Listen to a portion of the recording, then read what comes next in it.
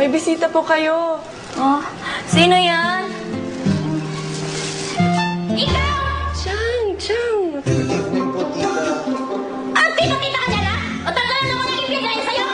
Mag-sorry lang po sana ako. Dinalan ko nga po kayo ng sopas. Kita niyo na, ang bait pala ni Samboy. Nagdala pa siya ng sopas para sa'yo. Akin ba talaga yan? Opo, tita. Tikman nyo nga po. Linuto ko pa to mismo para sa inyo eh. Teka lang po, tita. Pag to nabuksan ko, amoy nyo pa lang. Tita, tikman mo. Kahit isa lang. Ayoko nga eh. Sige na, tita.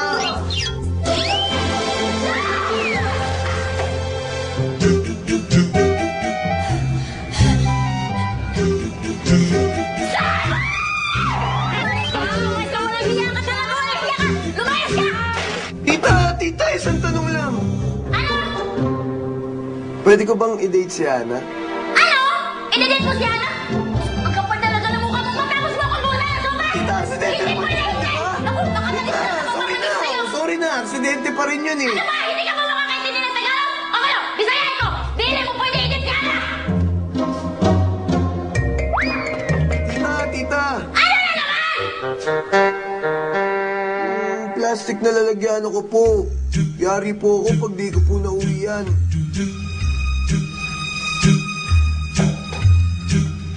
Ah, ganon.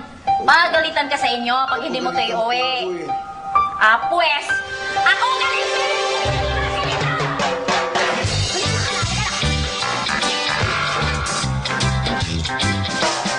Balik ako sa pag-aaral, ma. Tatapusin ko masteral ko. Bakit ba? Gusto ko magbagong buhay. Hindi na kailangan, Nico. Tingnan mo ako. 2-year course lang natapos ko. Basta mayaman ka. May pagmamalaki ka. Pero wala akong nagawa para makuha ang yaman natin. Gusto ko na magbago, ma. Ang bago. Ano to? Para kay Jasmine. Ginagawa ko to para sa sarili ko. Ngayon, kung ayaw niyo akong tulungan, i-enroll ko ang sarili ko.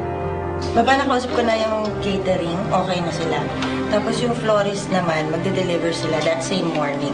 Tapos mamaya, lalabas tayo, Jasmine, para bilhin yung damit na gagamitin mo. Auntie Belle, parang masyado po kong abala para sa party. Paano na po yung kasal ninyo? Okay lang yun. Matagal pa naman yan eh. May time pa kami. Yung adoption mo, wala na. Malapit ka na maging abueva. Ang tatay mo nga pala, ayoko naman na magulat siya sa mga pangyayari. Okay na po yung tatay ko. Alam niya na po to. Makakarating ba siya? Hindi na po kasi makakaalis sa trabaho yung tatay ko. Kaya hindi po siya makakarating. Parang walang pakialam sa'yo yung tatay mo, ah. Hindi, bale. Nandito naman ako. Ako ang mag-aalaga sa'yo. O, ano na yung sasabihin mo? Nakapag-decide na ako. I'm giving up my title. Ibabalik ko na ang crown. Ano? Sira ka ba? Bakit? Ito lang naman ang simula ng gulo sa buhay ko eh. Akala ko magiging masaya ako. Pero hindi. Si Julian lang ang nagpapasaya sa akin. Julia na naman!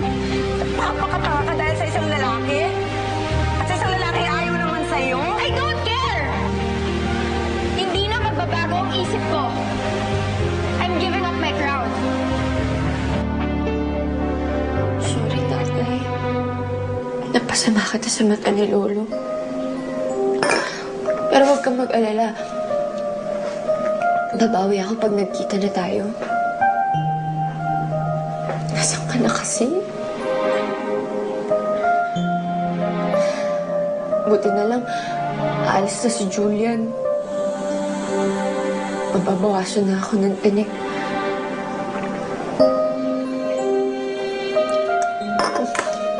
Makakalimutan ko na rin siya.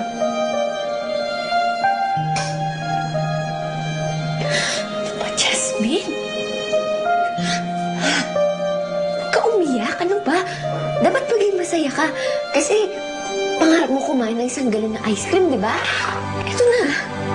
Huwag ka na umiyak. Huwag ka na umiyak. umiyak.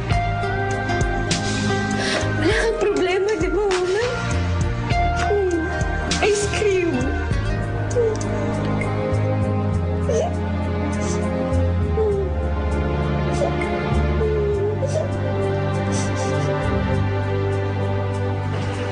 Julian, Lolo, oh, 4 days na lang, adoption na ni Jasmine, ah. Talaga bang hindi mo na mahihintay yun? pasensya na ho. Kailangan ko pong umalis. Kung ano man yung dahilan mo sa pag-alis, I hope you find it. Papa, ito na ho yun, no? Ayos na ba? Okay. Ano po yan? Tungkol ito sa mana ni Jasmine. Oo, ibig sabihin ng papeles na yun. Wala siyang mamanahin. Hindi. Last will and testament ito. Pamamanahan ko pa rin si Jasmine.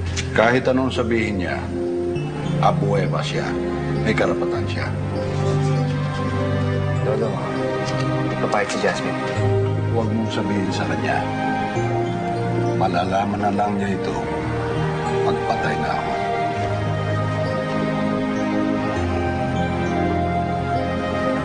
May problema pa?